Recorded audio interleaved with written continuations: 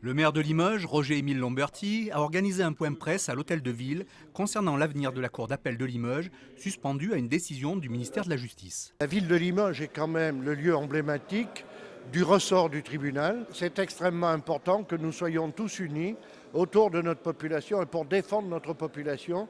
Et puis vous savez, dans l'esprit des lois, Montesquieu nous explique bien qu'il y a deux pouvoirs importants qui font que la démocratie puisse exister. C'est le pouvoir politique d'un côté et le pouvoir judiciaire de l'autre. Il y a eu un travail de co-construction avec le barreau, où nous avons été en relation permanente et étroite, et j'en suis très heureux, parce que ça montre aussi que la ville, ou en tout cas les élus municipaux, sont à l'écoute de leur population, et ça montre aussi que quand on co-construit, eh bien, la population a des propositions cohérentes à faire. Là, pour le coup, des professionnels qui sont les avocats. Cette dynamique-là, elle est apolitique. Nous sommes apolitiques et nous voulons simplement qu'il y ait une prise de conscience de la nécessité de garder la cour en cours de plein exercice à Limoges, avec tout ce que ça peut entraîner, si on peut encore en augmenter l'activité ou améliorer sa force de travail.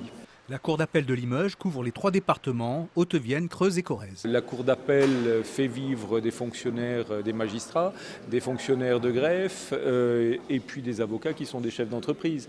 Donc il y a quand même 400 avocats inscrits sur les 3 départements. Les cabinets d'avocats ont des secrétaires, du personnel. Je veux dire, c'est un pan d'économie. Et puis symboliquement, au-delà de tout ça, il y a l'accès à la justice. Il n'est pas question que Limoges reste pour une petite justice de proximité, de ne plus faire que les comparutions immédiates, les affaires qui sont rémunérées à l'aide juridictionnelle.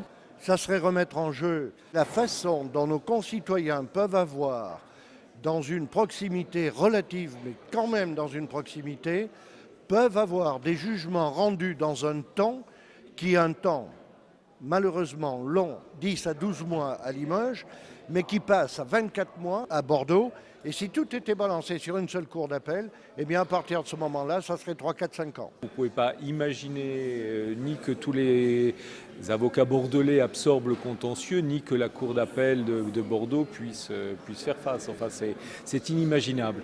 Non seulement la ville et le barreau souhaitent garder une cour d'appel à Limoges, mais de plus, ils ont fait des propositions au garde des Sceaux. Et la ville peut proposer de recevoir tous les fonctionnaires qui participent à la gestion des ressources humaines et des ressources financières, à les recevoir dans des locaux que la ville avait hérités à la caserne Marceau. Parmi les propositions qui ont été faites, au fur et à mesure qu'elles étaient présentées, nous avons cru quand même voir quelques lueurs d'intérêt dans l'œil de nos partenaires. Nous aurons rendu nos travaux pour le 16. Après, on va attendre la réaction de la chancellerie. Seule la ministre sait ce qu'elle veut faire.